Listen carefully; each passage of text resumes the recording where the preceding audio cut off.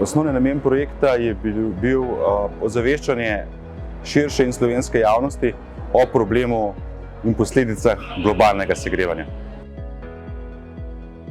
Glavni motiv je bil povezati problem taljenja ledenikov v Sloveniji in ga preplesti z našo zgodbo, z našim glavnim brandom Laško Zlatorog, ki se v tem okolju prepleta že več kot 70 let.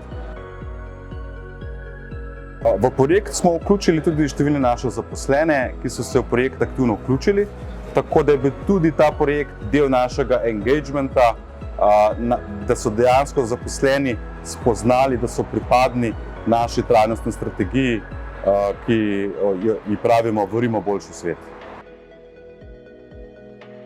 Inovativen element je bil predvsem v smeri, da smo projekt zapeljali mednarodno, da smo vpletli preko 30 slovenskih in tujih partnerjev in da smo v teh 3 letih skupaj zapisali zgodbo Misija Ledenik.